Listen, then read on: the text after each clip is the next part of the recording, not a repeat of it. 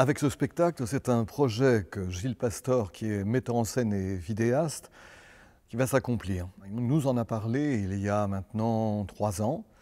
Et en 2014, nous avons réalisé le premier volet de son diptyque, qui était Affabulation de Pasolini. Et tout de suite, il a enchaîné en disant « Si j'arrive à le monter, je veux monter Édipe roi de Sophocle ». La pertinence des deux projets est très juste de sa part et on a envie, nous, au TNP, de soutenir cette aventure. Donc nous voilà maintenant avec Édipe roi de Sophocle. Alors, Édipe roi, c'est la pièce maîtresse, je dirais, de Sophocle et la pièce maîtresse de notre culture.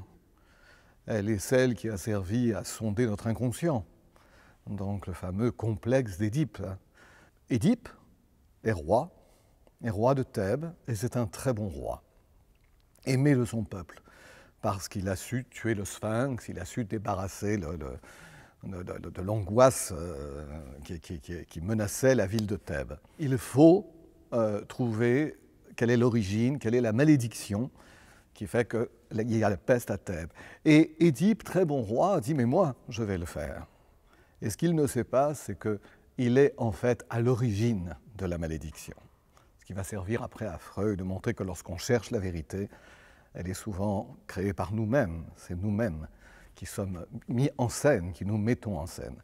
Et ce qu'il va découvrir va être absolument terrible, c'est-à-dire il va, sans le savoir, il aura fait un parricide, et sans le savoir, il aura commis l'inceste, qui sont les deux grands crimes qui révoltent notre humanisme et notre manière d'être ensemble. Alors, donc, maintenant, Gilles Pastor s'attelle à cette tragédie en la rapprochant tout à fait de notre époque. En fait, Thèbes, pour lui, c'est Salvador de Bahia, au Brésil, où il y a un syncrétisme religieux très important. Il y aura beaucoup d'images dans ce spectacle, et donc la volonté de le ramener dans l'aujourd'hui, avec une ombre portée qui est celle de Pasolini. Pasolini a tourné aussi d'ailleurs un film qui s'appelle Édipe roi. Donc il va y avoir à la fois la pièce de Sophocle, à la fois un propos sur aujourd'hui et à la fois l'ombre portée d'un très grand cinéaste italien, Pasolini.